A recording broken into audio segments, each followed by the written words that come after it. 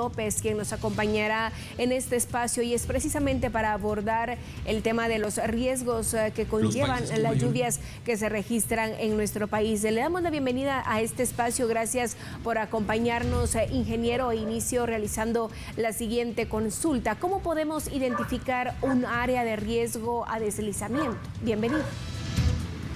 Gracias, buenas noches.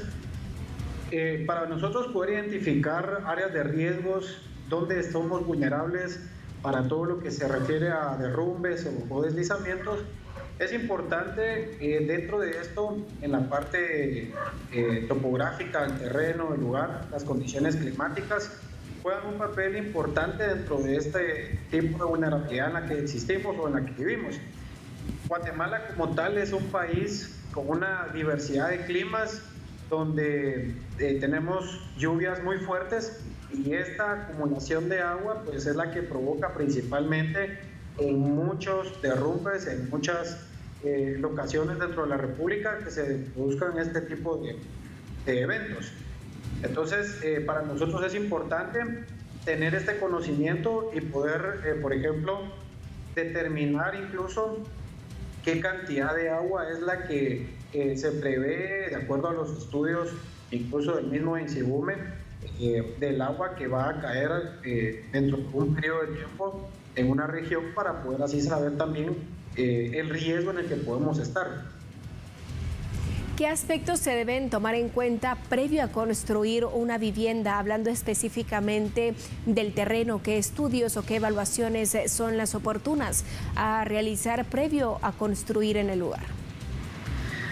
Para poder construir en un lugar es importante no solo el terreno propio donde se va a realizar la infraestructura, también hay que hacer un análisis del entorno, ya que podemos tener un terreno compactado, plano, pero podemos estar, por ejemplo, ubicados a la par de pendientes, de montañas, por ejemplo, de barrancos, y estos finalmente se traducen en riesgos. Entonces, dentro de las construcciones es importante hacer un estudio de suelos, un estudio donde se pueda determinar incluso la capacidad y la resistencia que puede tener el terreno, las condiciones del entorno, y por supuesto a esto le debemos de agregar las condiciones climáticas que predominan en el lugar.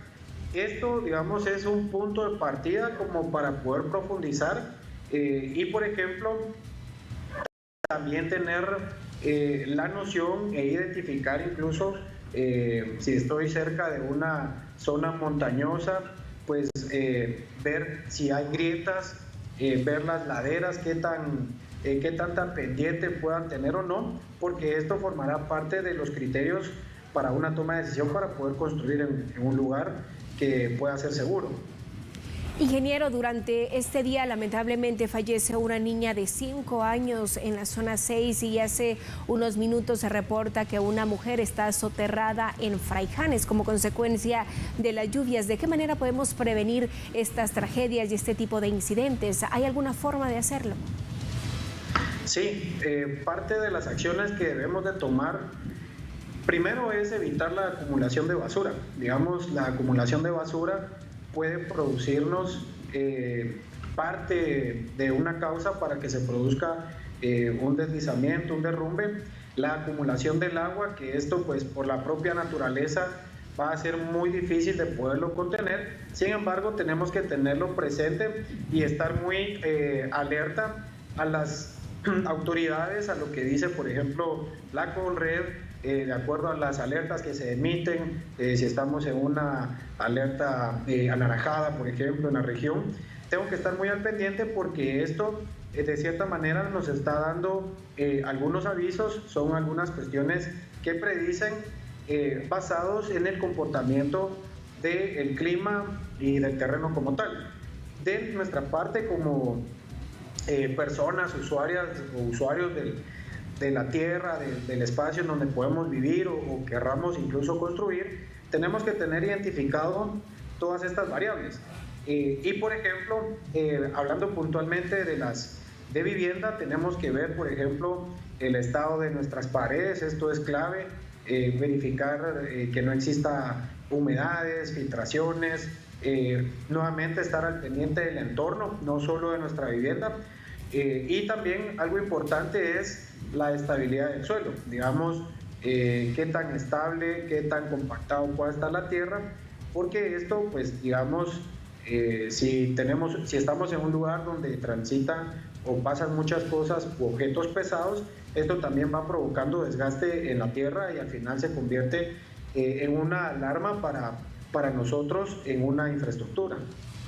Tras el paso del invierno, ¿cuánto tiempo tarda en recuperarse el suelo? Hablando específicamente de la humedad que se genera y sobre todo cuando hay presencia de lluvias.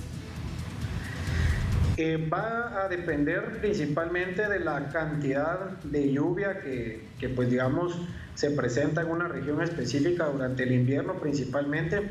Sabemos que los meses de septiembre y octubre normalmente es cuando más fuerte es la lluvia y entonces aquí juega un papel clave la cantidad de mililitros que llegan a acumularse a lo largo de un periodo o en un invierno, porque esto pues nos va a permitir llegar a hacer análisis de cuán saturada está la tierra, digamos qué tan húmeda quedó. Entonces, en función de ello, más las condiciones climáticas, de acuerdo a un pronóstico certero, nos va a permitir hacer un cálculo o una estimación del tiempo, que puede llegar a ser un mes, 2 meses, 3 meses, dependiendo la acumulación que se tenga. Y por otro lado, esa evacuación del agua que pueda haber en la zona para que pueda desembocar en los ríos, en los lagos, para que pues al final la región no quede tan acumulada de agua.